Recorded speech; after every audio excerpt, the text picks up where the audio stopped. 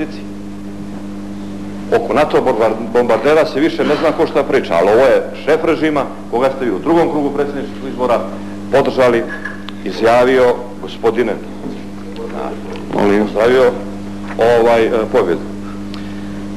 Kaže ovako, drago mi je da se slažu složna braća po Crnoj Gori, ali to je kratkoga daha, jer ne počiva na međusobnoj iskrenosti tih partija i programa, već je rezultat njihovog vlastnog hljepja koje se pretvorilo u mržnju i ogovaranje prema DPS-u. Misli na Narodnu stranku, SDP i tako je vama govorio u kontekstu vlade građanskog jedinstva.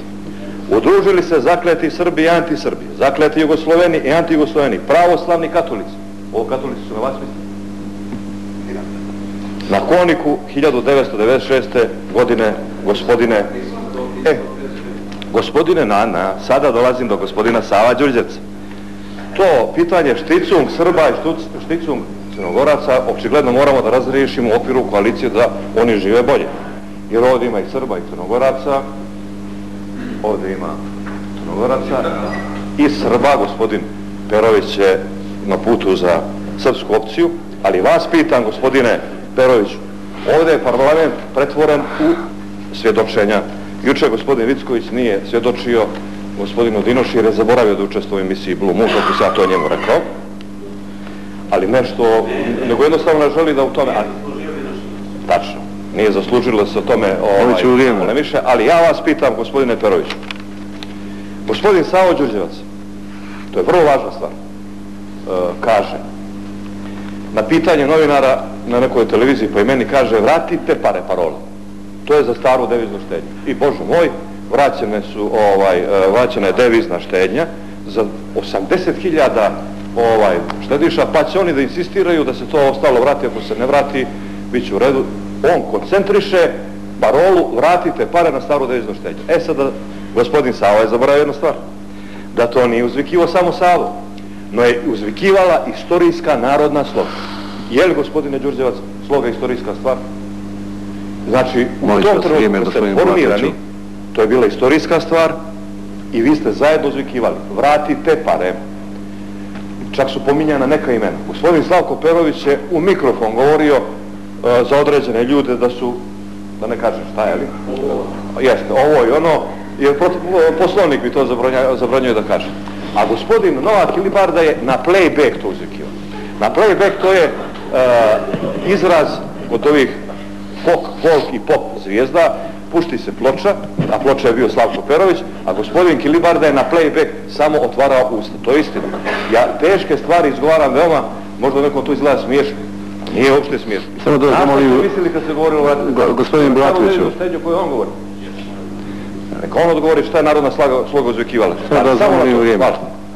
Hvala. Evo daću, samo trenutak gospodine Peroviću, da zamolim gospodina Bulatovića, ja znam da će on to uvažiti i da smo se dogovarali da ne provociramo ove bočne replike, a uključivanjem drugih imena ja sam opomenuo i gospodina Rnandića, pa ću vas zamoliti da budete korektni u tom dijelu. Hvala. Hvala. Gospodin Perović. Gospodine Bulatoviću, ja vam se najtoplije zahvaljujem za te citate koje ste iščitali. Međutim, nažalost, Liberalni savez Crne Gore ima dio te dokumentacije, ali mi nismo raspolagali takvim mehanizmima da bi mi to imali u vlastitoj dokumentaciji. Veoma mi je drago da ste to pročitali. Sa druge strane, pazite gospodine Bulatoviću, nepobitna je činjenica da ste vi tada zajednički radili to i protiv narodne sloge i razbijali narodnu slogu i tako dalje. Upravo zbog toga što je narodna sloga bio jedan zaista veliki iskorak u Crnoj Gori, koji jasno zbog toga što je ugrozio vlast, ja bih rekao da je 1996. godine pobjedio na izborima, nakon toga jasno moralo da bude potpisana presuda. Doduše, gospoda su mislili da će ta presuda biti, ružno ću reći, ali u političkom smislu smrtna presuda, međutim mi liberali se nismo dali zavesti. Ova druga strana je tamo gdje je danas i u toj vašoj priči ima određene težine. Tačno je da mi nismo tražili da se vrate pare iz devizne štednje. Vratite pare je bila simbolički prikaz potpune neokomunističke izvitoperenosti kompletnog sistema, koja se najbolje ogleda u tome da u jednom sistemu danas u slobodnoj Evropi ima jedna mala poludržavica, jedan feud koju su zauzeli neokomunisti i koji smatraju da se izborni rezultat može i dalje krasti i manipulisati raznoraznim policijama. Pa sam zbog toga ja podnio ostavku, pa kad sam rekao ono da su nas pokrali rođaci, prijatelji, braći i kumovi, ja nisam to mislio u bukvalnom smislu. Ali ja, gospodine Bulatoviću, zaista vas smatram u nekom metaforičnom smislu rođakom. I vas, i gospođu Tajić, i gospodina Marovića, i gospodina Đurović, i gospodinu Đaković, jer mi to uporno pričamo da je Crna Gora jedna mala familija koja bi po logici Liberalnog saveza i po njegovim osjećanjima i razumijevanju i politike, i političke mudrosti, i političke strategije trebala da bude jedinstvena u nekim svojim strateškim opredjeljenjima. A jasno iza toga da se stranke razlikuju i tako dalje, ali gospodine Bulatoviću smatramo da nema te policije, niti toga njenoga naredbodavca koja se može i smije zloupotrebljavati u političke svrhe. Eto, znači mi smo zbog toga govorili vratite pare, jasno da smo mislili i na konkretne pare, ali ubrzo smo dobili odgovor. Fino na zidovima je pisalo Milo care ne vrći pare. Prema tome to je tako, jel?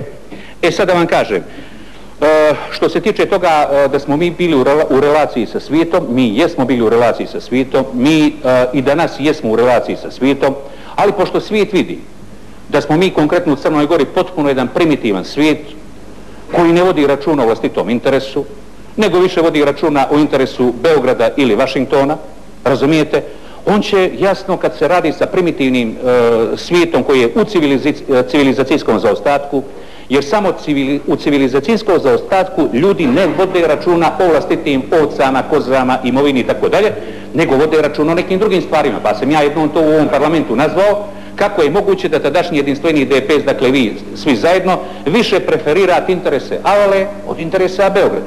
Ili više preferiraju s interese Albrightove od naših hođi interesa u Crnoj Gori. Mi liberali smatramo da je to potpuno, da je to, nemojte mi zamjeriti, ali ja drugo neću da kažem, ali ja bih rekao ipak da je to neki idiotizam u nekom smislu. Političkom, kako vam god hoćete. Jer pazite, mi moramo prevladati jednom prokletstvo tih podjela,